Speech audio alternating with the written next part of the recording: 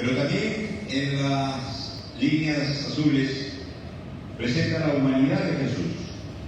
En la condición de hombre se humilló a sí mismo, haciéndose obediente hasta la muerte y muerte de cruz. Como hombre, Jesús tenía que morir. Como Dios, no podía morir. Y entonces aquí se presentan las dos naturalezas de Jesús.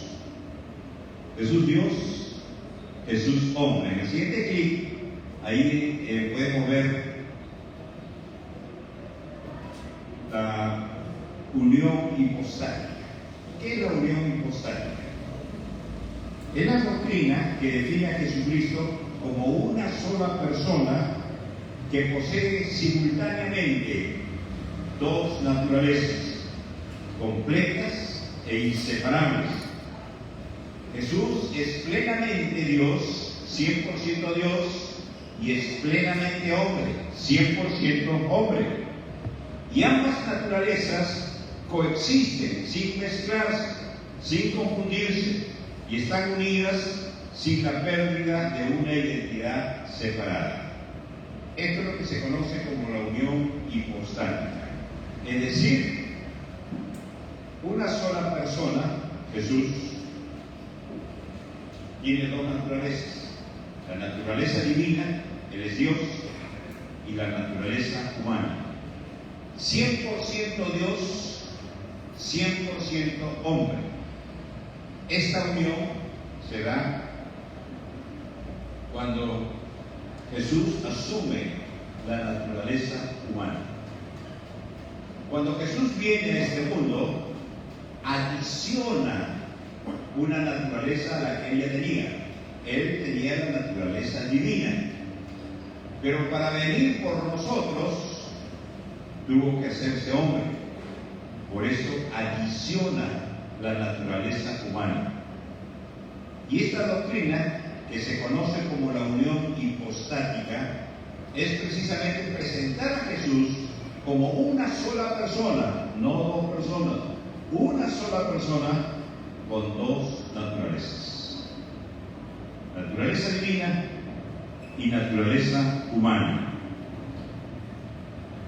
Jesús dijo varias veces que Él era Dios. Y sus enemigos lo entendieron muy claramente. En el siguiente texto, en Juan 10, 30, 33, dice Jesús: yo y el Padre uno somos. Entonces los judíos volvieron a tomar piedras para apedrearle. Jesús le respondió: muchas buenas obras os he mostrado de mi Padre. ¿Por cuál de ellas me apedreáis? Le respondieron los judíos diciendo: por buena obra no te apedreamos, sino por la blasfemia, porque tú, siendo hombre, te haces Dios. Es decir, Jesús dijo claramente que era Dios y los judíos lo entendieron así. Ellos, cuando Jesús dice: yo y el Padre uno somos, Él está diciendo: Dios el Padre y yo somos de la misma naturaleza, de la misma esencia. Él es Dios, yo soy Dios, pero los dos somos uno.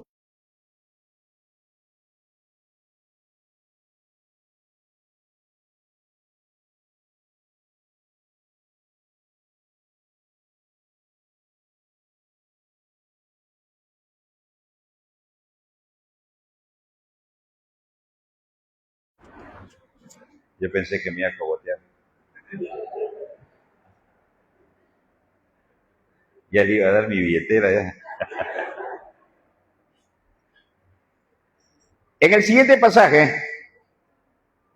en Juan 5:17, y Jesús le respondió: mi Padre hasta ahora trabaja y yo trabajo. Por esto los judíos aún procuraban más matarlo, porque no solo quebrantaba el día de reposo, sino que también decía que Dios era su propio Padre, haciéndose igual a Dios.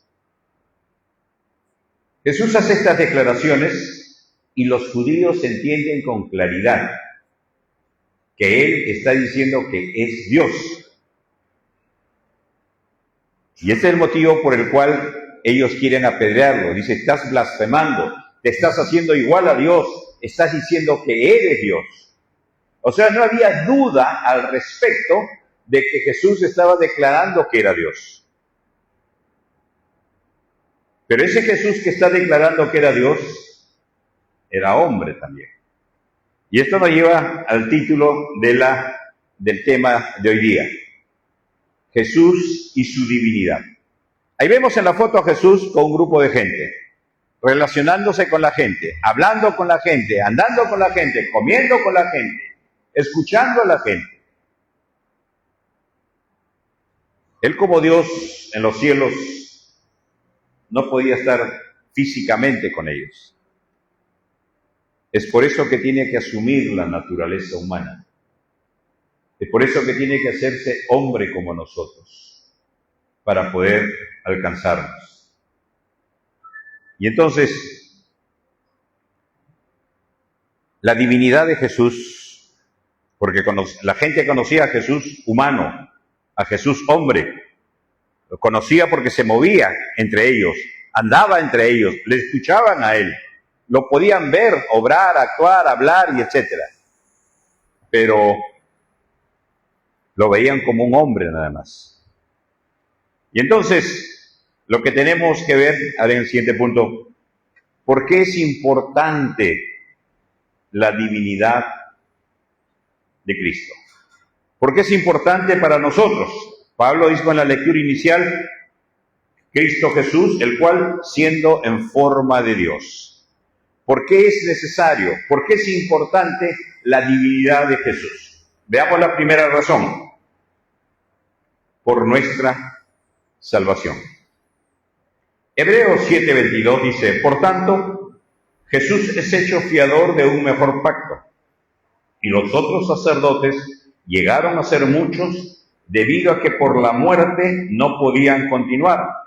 Mas este, por cuanto permanece para siempre, tiene un sacerdocio inmutable, por lo cual puede también salvar perpetuamente a los que por él se acercan a Dios, viviendo siempre para interceder por ellos, porque tal sumo sacerdote nos convenía, santo, inocente, sin mancha, apartado de los pecadores y hecho más sublime que los cielos, que no tiene necesidad cada día, como aquellos sumos sacerdotes, de ofrecer primero sacrificios por sus propios pecados y luego por los del pueblo, porque esto lo hizo una vez para siempre, ofreciéndose a sí mismo. El escritor de los Hebreos está presentando a Jesús aquí como sacerdote y también como el sacrificio. El sacerdote, ¿qué hacía el sacerdote? Presentaba las ofrendas, los sacrificios, los animales, como ofrenda a Dios por gratitud, por ofrenda por el pecado y por expiación y por muchos motivos más. Y aquí nos dice el texto que los sacerdotes de ese tiempo eran muchos. ¿Por qué? Porque ejercían su ministerio, luego morían. Tenían que levantar otro sacerdote. Luego este moría, tenían que levantar. Y así fueron muchos a causa de la muerte. No podían superar la muerte, no podían vencer la muerte. Luego viene Jesús, quien es hecho sacerdote para siempre. Él dice en el verso 24, mas este por cuanto permanece para siempre, tiene un sacerdocio inmutable, por lo cual puede también salvar perpetuamente a los que por él se acercan a Dios. Puede salvar perpetuamente. Y esto nos habla de la seguridad de la salvación que nos ofrece Cristo. La salvación que Cristo logra para nosotros es eterna, no se interrumpe, no se termina, no se corta. Puede salvar perpetuamente a los que por él se acercan a Dios. Dios estableció los sacrificios por nuestros pecados. Y entonces una persona que venía traía su cordero para expiación de su pecado. El sacerdote presentaba ese cordero y eran expiados los pecados de estas personas. Pero la Biblia dice que la sangre de estos machos cabríos no pueden limpiar nuestro pecado. Era algo simbólico. Y la Biblia dice en Hebreos que todo lo del Antiguo Testamento era simbólico, era sombra de lo que iba a venir, era un símbolo de una realidad que iba a venir. ¿Y cuál era la realidad? Jesucristo, el Cordero de Dios que quita el pecado del mundo. Él iba a ser el Cordero. Y entonces, pero ese Cordero, para que pueda ser efectivo, tenía que ser un Cordero sano, sin mancha, sin defecto. Por lo tanto, ¿qué persona podría ser la que entregue su vida por nosotros? La que pueda pagar por nuestro pecado. Una persona santa, sin defecto, sin mancha, sin pecado. Evidentemente ninguno de nosotros, a través de todos los años. Y eso es por eso que era necesario una persona santa, sin pecado. Y el único es Jesús, el Hijo de Dios. Este término habla de la divinidad de Jesús, Hijo de Dios. Y esto lo vamos a ver en un siguiente punto. Pero el propósito de los sacrificios era satisfacer las demandas de Dios. La demanda de justicia. Todo pecado tenía que ser castigado. La paga del pecado es la muerte. Todo pecado tenía que ser castigado. Entonces ellos presentaban un sacrificio por su pecado como algo simbólico, y que ese símbolo luego tiene valor cuando Cristo viene. Cristo satisface la demanda del Padre en la expiación por nuestro pecado. Él asume el castigo nuestro. La Biblia dice: el justo por los injustos, el santo por los pecadores. Él asume nuestro castigo. Nos sustituye, es la muerte sustitutoria de Jesús. Entonces, Él cumple la demanda de justicia. Ese pecado tiene que ser castigado. Jesús dice: yo voy a asumir el castigo. Yo voy a sufrir el castigo. ¿Pero por quiénes? Por aquellos que creen en Él. Recuerden, la bendición está dispuesta para todo el mundo.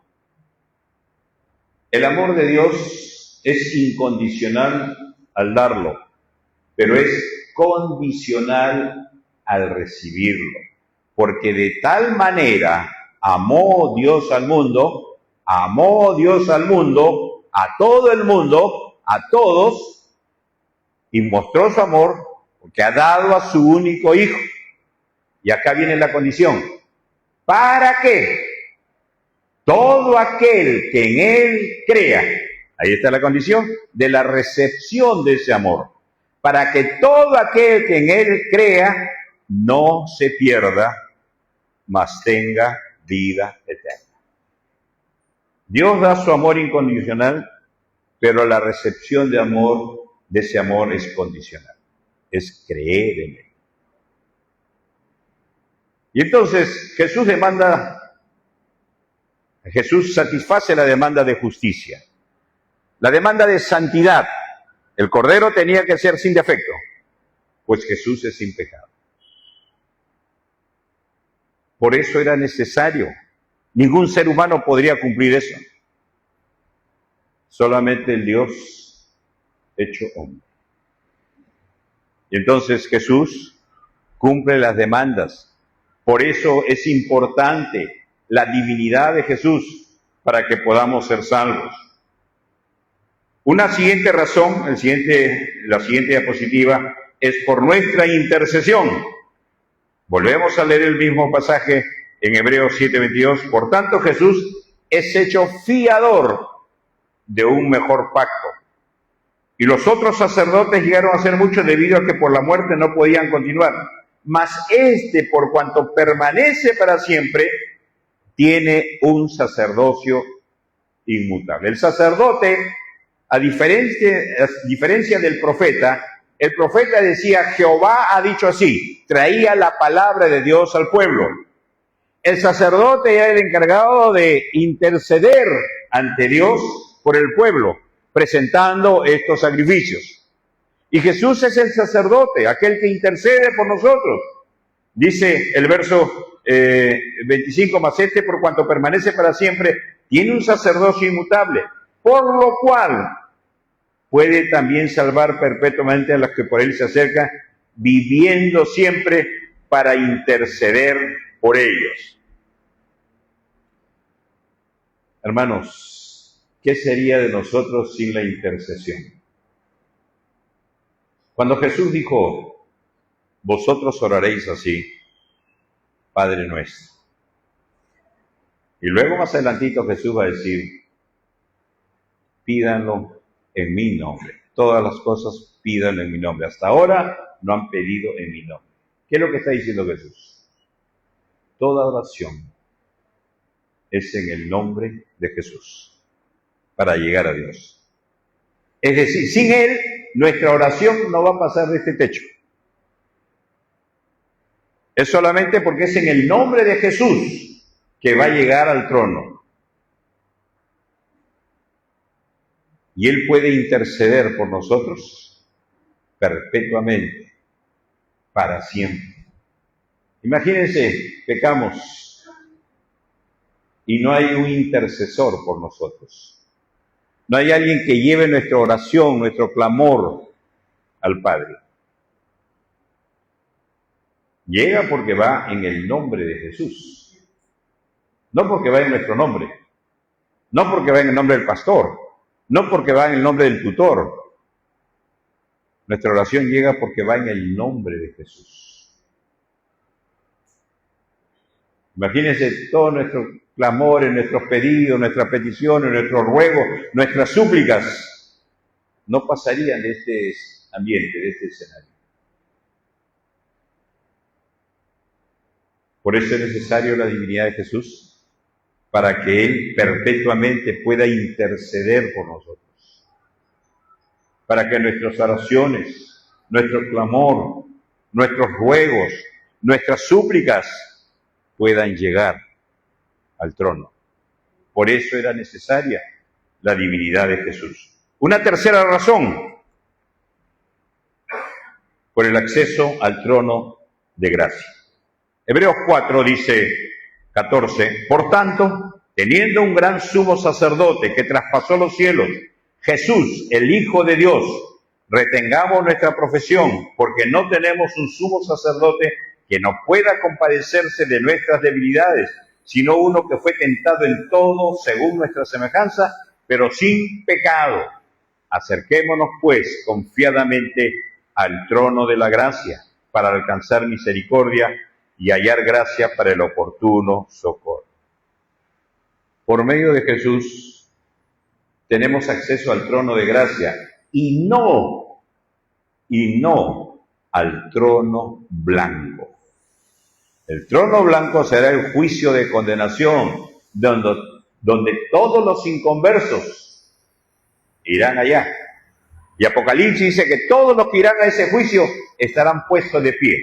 Y en un juicio, cuando el reo, cuando el acusado está puesto en pie, es para escuchar sentencia. Y en ese juicio del trono blanco simplemente se dictará sentencia. No habrá oportunidad de legatos, de defensa, no habrá ninguna oportunidad. Simplemente se dictará sentencia. Pero por Jesucristo tenemos acceso al trono de la gracia. De esa gracia de Dios que se muestra en una forma inmerecida hacia nosotros. Es más, no solamente es inmerecida la gracia de Dios, sino es contramerecida, porque es opuesto a lo que nosotros merecemos. La paga del pecado es la muerte, eso es lo que merecemos. Mas la dádiva de Dios es vida eterna en Cristo Jesús. Miren la bendición, porque Jesús es Dios, podemos tener acceso al trono de la gracia. Él ahora está sentado a la diestra del Dios Padre, y por eso podemos tener acceso. Sin Él, hermanos, todas nuestras oraciones ensuciarían el techo, porque no va a pasar de acá. Dios no lo va a escuchar, solamente las escucha, porque lo hacemos en el nombre de su Hijo, porque vamos en el nombre de su Hijo. Y esto es importante entenderlo, hermanos, porque nos muestra la importancia de la divinidad de Jesús. Hay muchas cosas más por las cuales es importante, pero por cuestión de tiempo vamos a dejarlo ahí. Más bien vamos al segundo punto. ¿Cómo sabemos que es Dios? ¿Cómo se demuestra que Cristo es Dios? Filipenses dice: Jesucristo es el Señor para la gloria de Dios Padre. Una primera evidencia lo tenemos en su preexistencia. El libro de Génesis, la Biblia comienza en Génesis 1:1, en el principio creó Dios los cielos y la tierra. En el principio, antes que fuera creado nada ni nadie, absolutamente nada, antes de todo antes, en ese principio creó Dios los cielos y la tierra. ¿Quién crea todo? Dios. Cuando Juan presenta el Evangelio, su Evangelio, Juan empieza desde la eternidad, a diferencia de Mateo, a diferencia de Lucas, que empieza con las genealogías. Mateo empieza de Abraham, Lucas empieza de Adán, Marcos empieza presentando a Jesús sirviendo ya. Juan presenta a Jesús de la eternidad. Y Juan dice, en el principio, otra vez, va a ese punto inicial, donde todas las cosas son creadas, era el Verbo. Y el Verbo era con Dios, y el Verbo era Dios, este era en el principio con Dios. Todas las cosas por Él fueron hechas, y sin Él nada de lo que ha sido hecho fue hecho. Génesis dice que al principio, ¿quién creó todas las cosas? Dios. Juan dice que en el principio, ¿quién creó todas las cosas? El Verbo. En el verso 14, y aquel Verbo fue hecho carne y habitó entre nosotros, y vimos su gloria, gloria como la del unigénito del Padre, lleno de gracia y de verdad. Ese Verbo, en el principio, dice Juan, era el Verbo. Es decir, en el principio, antes de que empiecen todas las cosas, ya existía el Verbo, ya existía Jesús. En el principio ya existía. Los testigos de Jehová dicen que Jesús es un ser creado. Y es importante entender la doctrina de la divinidad. Y más todavía de la Trinidad. Pero ahora vamos a ver solamente la divinidad. Ellos dicen que Jesús es un ser creado. Los agnósticos dicen que Jesús no es Dios, porque ¿cómo pudo habitar en un cuerpo que es pecaminoso? Pero Juan presenta a Jesús como que Él, antes del inicio de todas las cosas, Él ya existía. En el principio era el Verbo, y el Verbo era con Dios. Y aquí está presentando al Hijo como la segunda persona de la Trinidad. El Verbo, Jesús, estaba con Dios. Antes de que fuera creado nada ni nadie, Jesús estaba con Dios. Y el Verbo era Dios. Es decir, presenta la preexistencia de Jesús. Era antes del comienzo de todas las cosas, Él ya existía. Él estaba con Dios mismo. Y presenta luego la divinidad de Jesús. El Verbo era Dios. Era Dios desde la eternidad. Sigue siendo Dios. Y en el verso 14, aquel verbo fue hecho carne. Y esto nos lleva otra vez a la doctrina de la unión hipostática. Una sola persona, Jesús, dos naturalezas. Dios al principio y la naturaleza humana cuando nace de María. Ok. Ese verbo fue hecho carne. Y esto nos lleva al segundo punto, como la Biblia demuestra que Jesús es Dios, su encarnación. El siguiente tema, Isaías 7:14, dice: por tanto el Señor mismo os dará una señal. He aquí que la Virgen concebirá y dará a luz un hijo y llamará su nombre Emmanuel. Esta profecía fue escrita 730 años antes de Cristo. Y esta es una de las muchas profecías que hablan acerca del nacimiento de Jesús. Miqueas capítulo 5, verso 2, dice: pequeña Éfrata, habla de Belén, donde iba a nacer Jesús. Aquí está hablando del nacimiento de Jesús, que nacería de una virgen. Y esto es importante, hermanos, porque las primeras versiones, las primeras copias de la nueva versión internacional dicen: y la joven dio a luz. Y esto es peligroso. Si dice y la joven dio a luz, puede ser cualquier joven,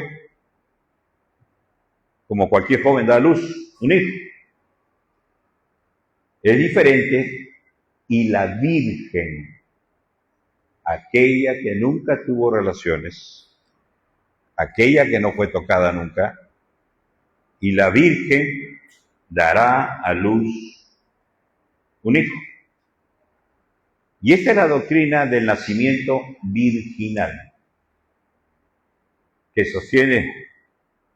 es una de las que sostiene la divinidad de Cristo. El nacimiento virginal. María era virgen. Y dice en el siguiente texto, el cumplimiento de esta profecía, Mateo 1, 21, 23. El ángel le dice: y dará a luz un hijo, y llamará su nombre Jesús, porque él salvará a su pueblo de sus pecados. Todo esto aconteció para que se cumpliese lo dicho por el Señor por medio del profeta, cuando dijo: he aquí una virgen concebirá y dará a luz un hijo y llamará su nombre Emmanuel, que traducido es Dios con nosotros. Esa profecía, 730 años antes de Cristo, dicho por el profeta Isaías, tiene cumplimiento en Belén cuando Jesús nace. Pero aquí el tema importante es el nacimiento virginal. La Biblia dice que el Espíritu engendró y María concibió. La mujer concibe, el hombre engendra. Pero fue el Espíritu Santo, no fue ningún hombre que engendró en María. Por eso es hijo de Dios. El cuerpo de María fue como el depósito para poder, la vía de transporte para que Jesús naciera. Pero no hay participación del hombre en el nacimiento de Jesús. Por eso es llamado Hijo de Dios. Por eso el Padre dice: este es mi Hijo amado, en el cual tengo complacencia. El Padre lo reconoce como hijo a Jesús. No hay ningún hombre que participa ahí en su nacimiento. Y entonces la encarnación, el Dios que se hace hombre, es por obra del mismo Padre, del mismo Espíritu que engendra en María.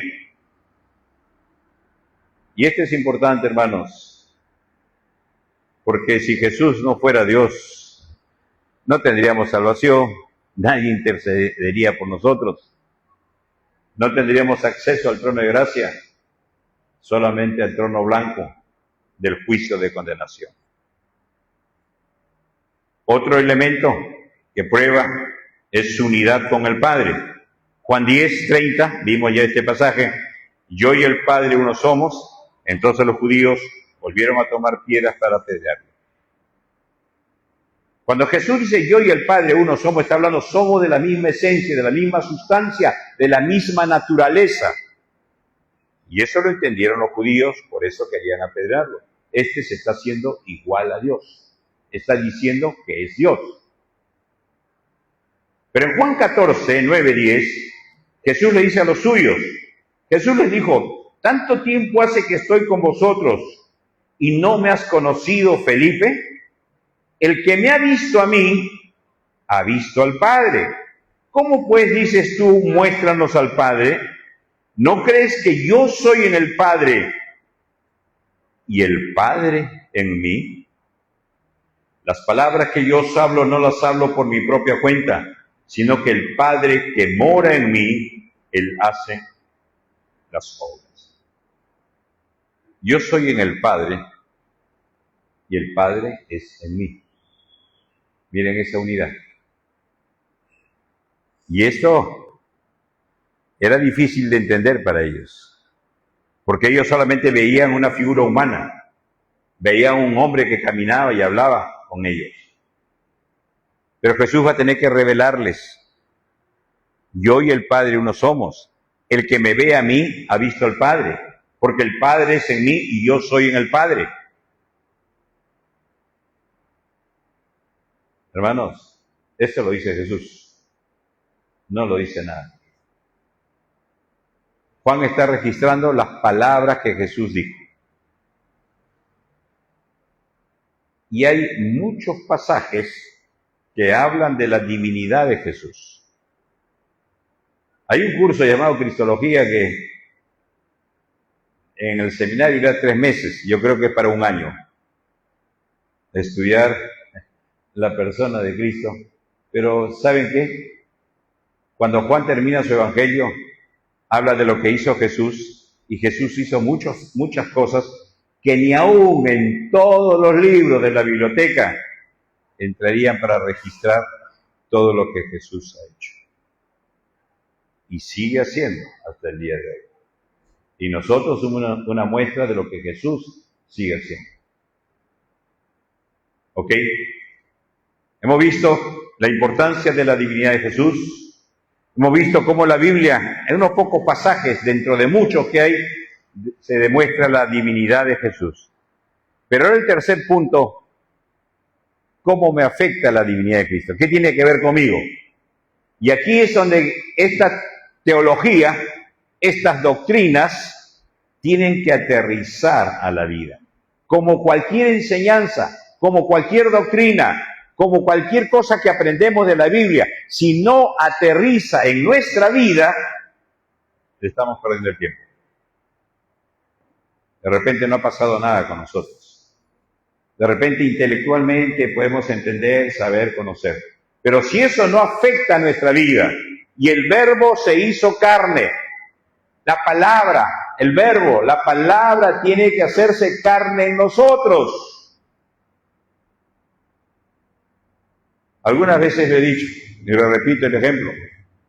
Un pescado, una carne, un huevo, leche, lo que fuera. ¿Es alimento o no es alimento? No es alimento mientras no entra en nuestro cuerpo. Para nosotros puede estar la rica carne, el rico pescado, el rico huevo, lo mira, qué rico huele, pero va a ser alimento para nosotros cuando lo agarramos, lo masticamos, el sistema digestivo empieza a digerirlo, el sistema circulatorio saca todos los nutrientes y lo distribuye por todo el cuerpo. Ahí es alimento para nosotros. Cuando esa carne, ese huevo, esa leche forma parte de nuestro cuerpo, ahí es alimento. Puede oler rico. Y yo muchas veces he dicho, en las iglesias hay muchos hueleguizos. Qué lindo mensaje, qué lindo libro, qué linda clase. Puede ser muy lindo todo lo que quiera. Pero si esa enseñanza, si esa palabra no forma parte de su vida, las moscas se lo están comiendo. Y no va a pasar nada con nuestras vidas. Y esto explica por qué mucha gente no cambia. porque les gusta escuchar. La Biblia dice que Ezequiel, el profeta Ezequiel, a él le llamaban cantor de amores, porque les gustaba sus mensajes, pero la gente no hacía lo que su mensaje decía.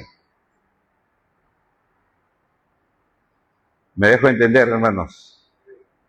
Si esta doctrina, toda enseñanza que recibimos, no se hace carne en nosotros, Santiago dice que solamente somos oidores. Y eso no es lo peor. Lo peor es que somos oidores engañándonos a nosotros mismos. No estamos engañando a nadie. Porque si solamente oímos, amén, cantamos, levantamos la mano, lloramos, gritamos y hacemos las cosas que querramos, pero si eso no forma parte de nuestra vida, nos estamos engañando. Y lo más triste es que nosotros mismos nos creemos ese engaño. Ah, ya fui a la iglesia, ya escuché, ya estoy bien. ¿Ya escuchaste? ¿Ni cuenta te has dado? La demanda que viene para ti. Porque a quien más se le da, dijo Jesús, más se le demandará. ¿Ya escuchaste? Ahora tienes un problema. Tiene que ser parte de tu vida. Y Jesús dice, a quien más se le da, más se le va a demandar. Así que de todo lo que escuchamos, hermanos, Dios pedirá cuenta. Recuerden, el martes con lo que estuvimos veíamos un pasaje de Isaías, ¿no? Así como la lluvia cae, riega y germina la tierra y da fruto. Así dice el Señor, será mi palabra. Mi palabra dará fruto. Hará todo aquello para lo cual la envié. Dios dice, envía su palabra y la palabra tiene que producir fruto en nuestra vida. Y eso espera Dios. Y cuando escuchamos la palabra, Dios espera que esa palabra lleve fruto en nuestra vida. Entonces, ¿cómo afecta la divinidad de Jesús en nuestra vida? Veamos, Hebreos 4, 14 al 16. Por tanto, teniendo un gran sumo sacerdote que traspasó los cielos, Jesús, el Hijo de Dios, retengamos nuestra profesión, porque no tenemos un sumo sacerdote que no pueda compadecerse de nuestras debilidades, sino uno que fue tentado en todo según nuestra semejanza, pero sin pecado. Acerquémonos, pues, confiadamente al trono de la gracia para alcanzar misericordia y hallar gracia para el oportuno socorro. ¿Cómo nos afecta? Nos ayuda en nuestras debilidades, hermanos.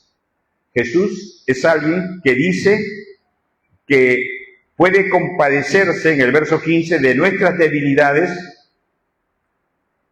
porque Él fue tentado en todo según nuestra semejanza, pero sin pecado.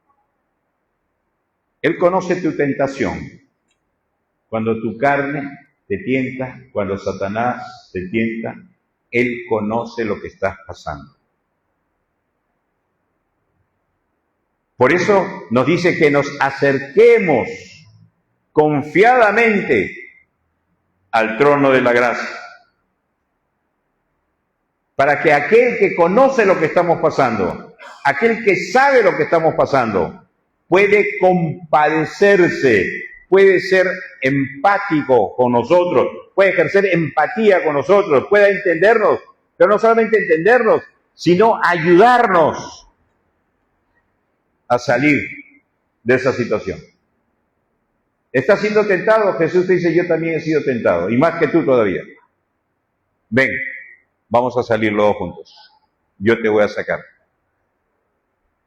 Pero tenemos que acercarnos confiadamente al trono de la gracia.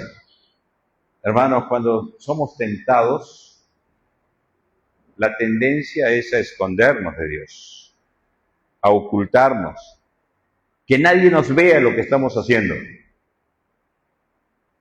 Cuando somos tentados en algo. Y en lugar de eso, en vez de escondernos, deberíamos acercarnos a Dios. Buscar ayuda. Dice, para alcanzar misericordia y hallar gracia para el oportuno socorro. Hermanos, acércate. Mejor es acercarse oportunamente antes de caer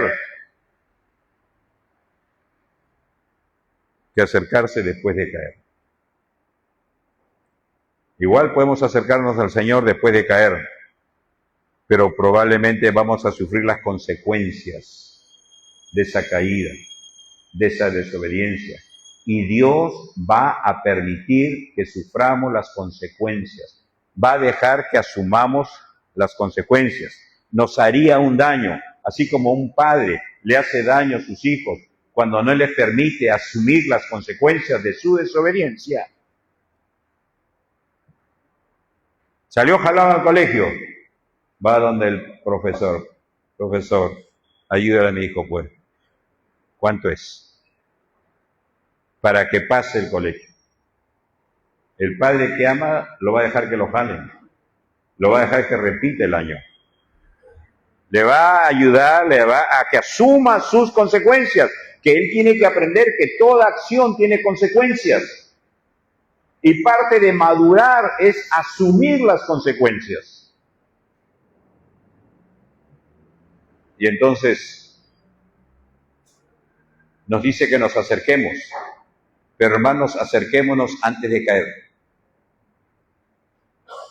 Acerquémonos a Él, no cuando ya hemos caído. Pero si hemos caído también acerquémonos, que el Señor nos va a perdonar, el Señor nos va a consolar y tal vez nos va a acompañar. Y no va a decir, hijo, yo te acompañaré en tus consecuencias, pero tú tienes que pasar por las consecuencias. ¿Ok? Entonces, ¿cómo esta divinidad de Jesús me debe ayudar? ¿Cómo debe traducirse en mi vida práctica? Acercarme antes de al trono de gracia para hallar misericordia y el oportuno socorro.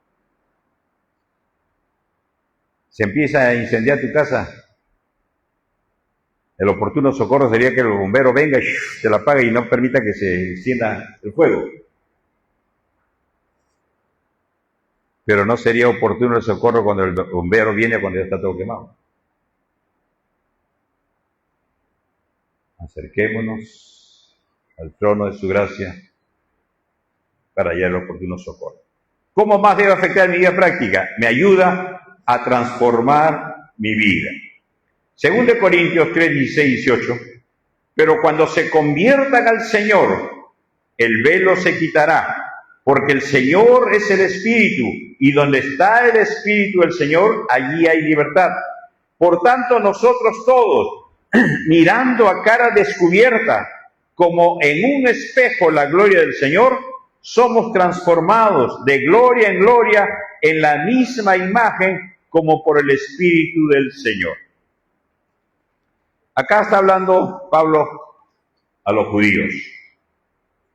Pero cuando ellos se conviertan, los judíos, cuando se convierten al Señor, el velo se quitará. Recuerden, Moisés recibe la ley en el monte Sinaí y tuvo que ponerse un velo, Moisés, por la gloria que reflejaba. Pero dice aquí, en el 18, por tanto nosotros todos mirando a cara descubierta, sin el velo, como en un espejo, la gloria del Señor, somos transformados. ¿Qué significa? Ya no hay velo, hermano. El velo fue quitado. Ahora podemos mirar como un espejo. Santiago dice que la Biblia, la palabra es como un espejo. Nos muestra lo que somos, pero también nos muestra a Dios. Como dice, mirando a cara descubierta como un espejo, la gloria del Señor.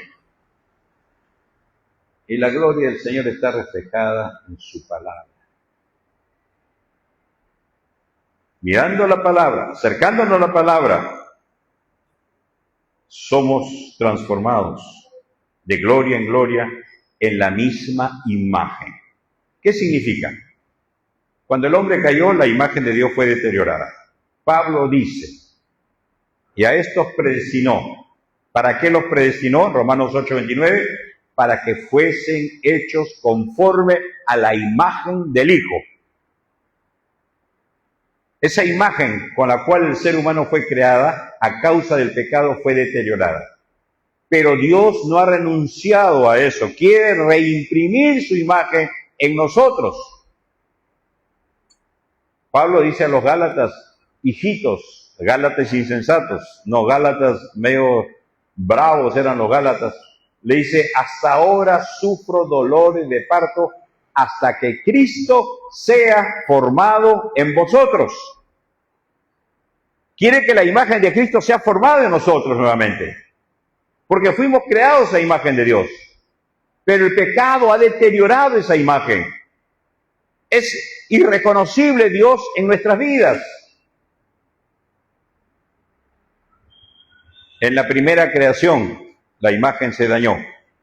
Por eso es que Dios intenta una nueva creación. De modo que si alguno está en Cristo, nueva criatura es.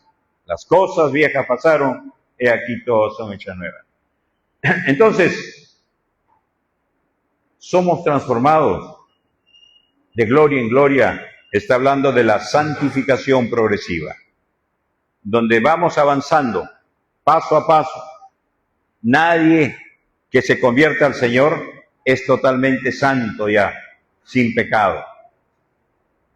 Hay una santificación progresiva, porque si no el Señor nos llevaría inmediatamente, somos salvos y nos lleva. No, tiene que trabajar en nosotros. Por eso el Señor dijo a los creyentes, sed santos como yo soy santo.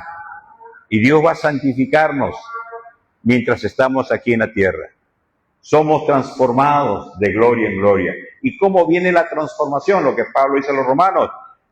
No os conforméis a este siglo, sino transformados por medio de la renovación de vuestro entendimiento. Lo que va a renovar nuestra mente, nuestro entendimiento, es la palabra de Dios. Y es la palabra que trae vida. Es la palabra que cambia la vida.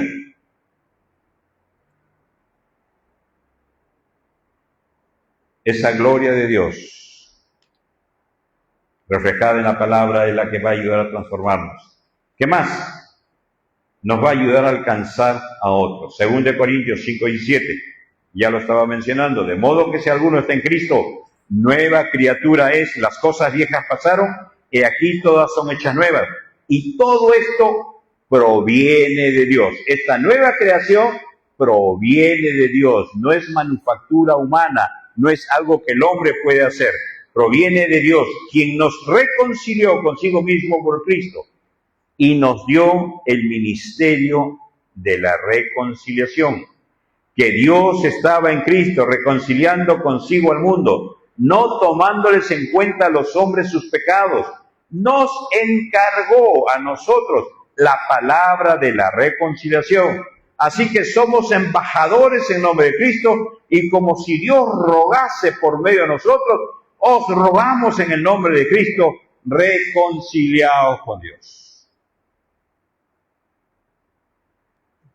¿Cómo esta doctrina debe aterrizar en nuestra vida? Debe ayudarnos a alcanzar a otros. Fuimos alcanzados por Él para alcanzar a otros. Fuimos salvados por Él para que nosotros podamos ser instrumentos para que otros sean salvos. Dice, nos dio.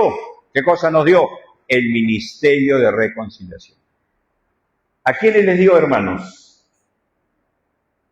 ¿A quiénes? O sea, a usted Dios le ha dado ese ministerio. ¿Es consciente, hermano? ¿Se da cuenta? No es al pastor que le ha dado el ministerio de reconciliación. Es a cada uno de nosotros. No tengo ministerio, ahí tiene ministerio. Dios nos ha dado el ministerio de reconciliación. Y nos encargó a nosotros la palabra de reconciliación. Hermanos, a ver los que tienen hijos, cuando van a salir dejan en cargo a los hijos, haz esto, haz esto. ¿Cómo se ponen ustedes cuando no llegan y no les han hecho todos los encargos que les di? Saltan de alegría, ¿verdad? Dios nos ha dado un encargo. Mi hermana, mi hermano, Dios te ha dado, y te lo voy a decir en forma personal, Dios te ha dado este ministerio. Dios te está encargando esa palabra. ¿Qué vas a hacer con ese encargo?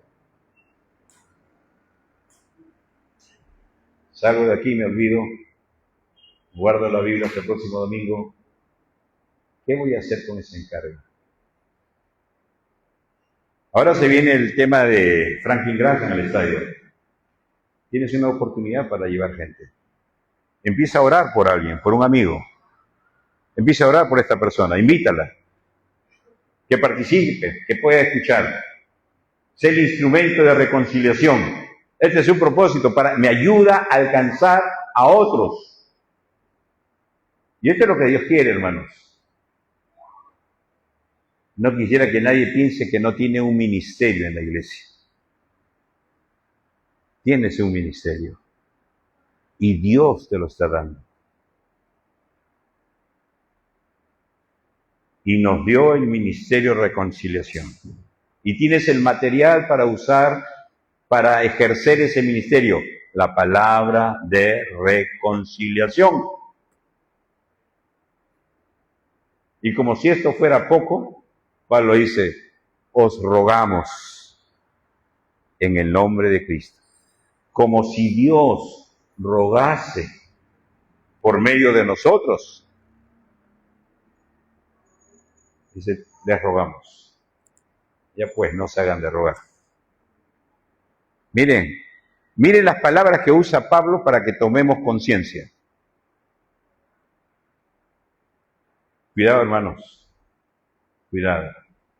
Si Dios nos encarga algo, igual nos va a pedir cuentas de aquello que nos ha encargado. Nos va a pedir cuentas. Así que no nos confiemos que solamente los pastores, los maestros, ellos hacen. Dios espera de cada uno de nosotros. Y no es que no tengo ministerio, sí tiene ministerio. Y se lo ha dado del mismo Señor. El ministerio de reconciliación. Y lo ha capacitado con la palabra de reconciliación. Por eso este martes, ninguno de los que viene a la iglesia debería faltar. Ninguno. A propósito, a los de Hebreos les hago recordar, 2 veces lean Hebreos. 2 veces. Ya me están apagando la luz, ya termino. Y por último, me ayuda a humillarme y servir. Filipenses 2. Nada hagáis por contienda o por vanagloria, antes bien con humildad, estimando a cada uno de los demás como superiores a él mismo, no mirando cada uno por lo suyo propio, sino cada cual también por los otros. Haya pues en vosotros este sentir que hubo también en Cristo Jesús, el cual siendo en forma de Dios, no estimó ser igual a Dios como cosa que aferrarse, sino que se despojó a sí mismo, tomando forma de siervo, hecho semejante a los hombres, y estando en la condición de hombre, se humilló a sí mismo.